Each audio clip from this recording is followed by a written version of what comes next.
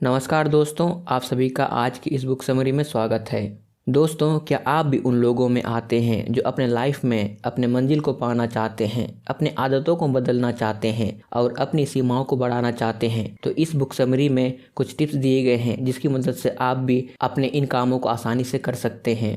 तो चलिए स्टार्ट करते हैं इस बुक समरी को, जिसका नाम है द कंपाउंड इफेक्ट, जिसके लेखक हैं डैरेन हार्डी।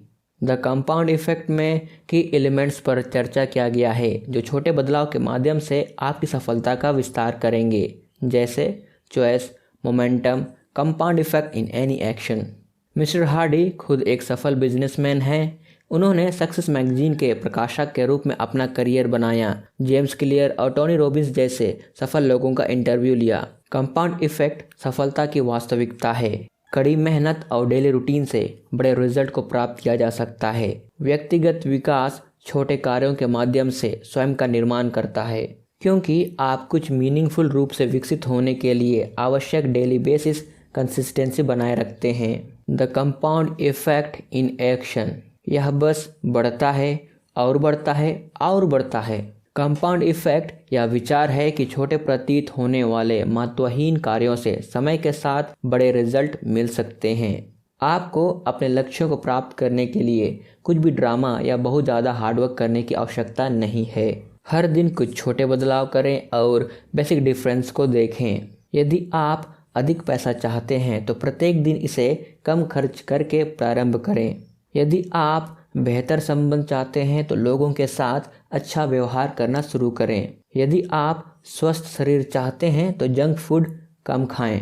यह सब छोटे बदलाव और छोटे कदम नियमित रूप से करने के बारे में है, ताकि वे समय के साथ एक साथ जुड़ जाएं। चॉइस, आपके द्वारा चुने गए चॉइसेस आपके जीवन का अधिकांश हिस्सा तय करते हैं।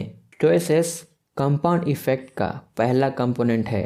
वे चॉइस में सबसे सरल हो सकते हैं, जैसे नाश्ते के लिए एक अलग प्रकार का अनाज चुनना या प्रतिदिन अपने उपन्यास का सिर्फ एक वाक्य लिखना। ये छोटी छोटी हरकतें भले ही कुछ खास ना लगे, लेकिन सच्चाई यह है कि ये पॉजिटिव चेंजेस को रिप्रेजेंट करती हैं। इससे भी महत्वपूर्ण बात यह है कि यह समय के साथ लगातार बदलता रहता है। हैबिट्स, आदतें कंपाउंड इफेक्ट का दूसरा कंपोनेंट हैं। आदत वे काम हैं जो आप बिना सोचे समझे करते हैं। वे सिंपल हो सकते हैं, जैसे हर रात दोबारा ब्रश करना या नाश्ते के लिए हमेशा हाई फाइबर वाले अनाज का चुनाव करना। आदतों में अधिक हार्डवर्क भी शामिल है, जैसे काम के बाद दौड़ना या सुबह जल्दी उठना। आपकी अच्छी आदतें और बुरी आदतें हो सकती हैं। आदतों के लिए जरूरी नहीं कि कॉन्शियस एफर्ट की जाए, इसके बजाय वे समय के साथ रिपीट और प्रैक्टिस के कारण ऑटोमेटिक हो जाते हैं। सबसे अच्छी बात यह है कि जब वे डेली हैबिट्स आप में शामिल हो जाती है तो परिवर्तन आसान हो जाता है। रिपीट और प्रैक्टिस से नए व्यवहार बनाने में महीनों या वर्षों का समय लगता है।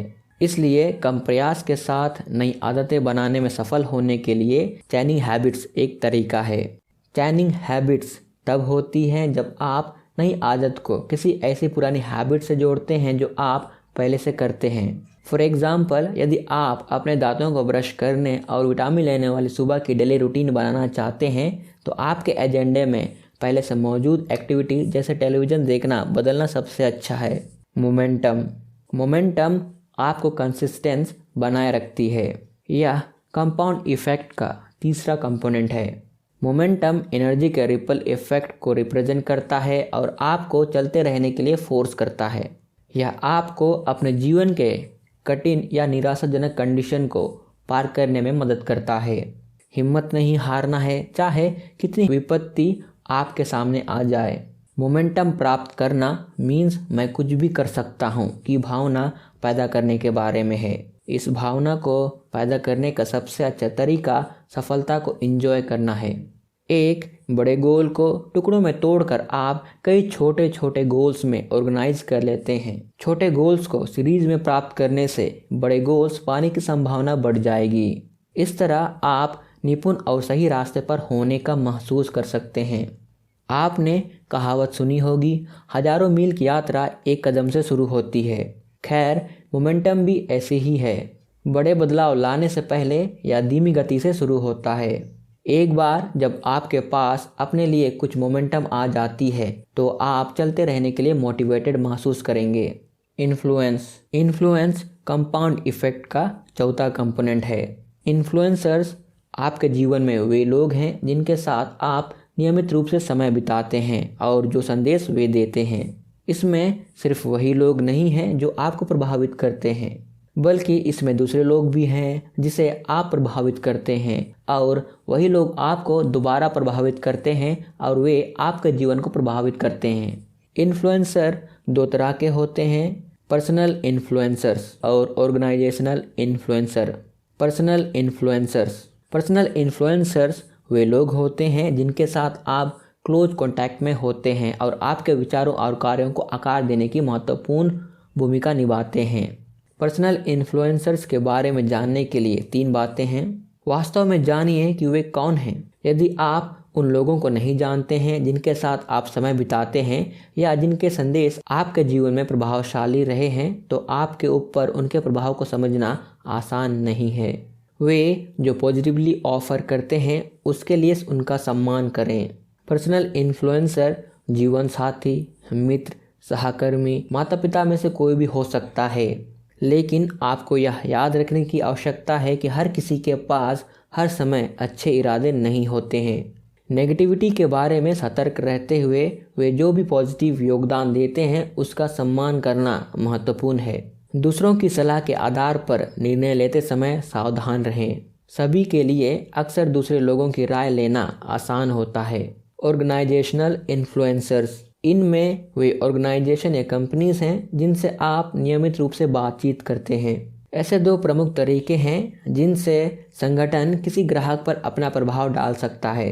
कंपनी का अपना मैसेज और ब्रांडिंग, अन्य थर्ड पार्टीज के माध्यम से जिनके साथ वे अपना मैसेज देने के लिए पार्टनर हैं। फर्स्ट तरीका नोटिस करना आसान है, लेकिन दूसरा पहली नज़र में उतना स्पष्ट नहीं हो सकता है। हालांकि जब आप सोचते हैं कि डिलीवरी सेवाओं के लिए अमेजन प्राइम या मार्केटिंग आउटरीच के लिए स्नैपचैट जैसे बड़े ब्रांडों के साथ कितनी कंपनियां भागीदार हैं, तो यह स्पष्ट हो जाता है कि इन संगठनों के पास कितनी शक्ति है। यदि आप कॉमर्शियल ब्रेक्स के दौरान चैनलों को बदलने के बजाय स्नैपचैट पर विज्ञापन देखने या खुद स्टोर पर जाने के बजाय अमेजन से ऑर्डर कर रहे हैं, तो वे संगठन यह निर्धारित कर रहे हैं कि आपकी खरीदारी की आदतें कैसी दिखती हैं। वे यह भी निर्धारित करते हैं कि आप किस प्रकार की चीज़ें देखते हैं, किस प्रकार के लोग और प्रोडक्ट्स आपके स्क्रीन पर आते हैं। एक्सीलरेशन यह कंपाउंड इफेक्ट का 5वां और अंतिम कंपोनेंट है। यह पहले 4 कंपोनेंट में महारत हासिल करने का परिणाम है। आप देख सकते हैं कि कैसे आप 2 लोगों की तुलना करके एक्सीलरेशन प्राप्त कर सकते हैं। एक जो कुछ महीनों से काम कर रहा है और दूसरा जिसने अभी अभी अपना वर्कआउट रूटीन शुरू किया है। जो लगातार वर्कआउट कर रहा हो लंबे समय से, उस व्यक्ति के पास किसी ऐसे व्यक्ति की तुलना में बेहतर रिजल्ट होंगे जिन्होंने केवल हाल फिलहाल में वर्कआउट शुरू किया है, क्योंकि पहले वाले व्यक्ति के पास अपने फिटनेस पर एक्सेलरेशन और रिपीट के माध्यम से उस गोल के आसपास मोमेंटम बनाने के लिए अधिक समय था। एक्सेलरेशन आपको अपनी पूरी क्षमता अनलॉक करने की अनुमति देता है। कंपाउंड इफेक्ट को अपने जीवन में कैसे लागू करें? पहला कदम यह है कि जिस दिन आप काम शुरू करते हैं या जो कुछ भी आप पूरा करने जा रहे हैं, उस दिन से अपनी प्रोग्रेस को ट्रैक करना शुरू करें। हर सप्ताह या महीने के अंत में क्या अच्छा हुआ, क्या अच्छा नहीं हुआ, इस पर एक नज़र डालें और बाद में एडजस्टमेंट करें।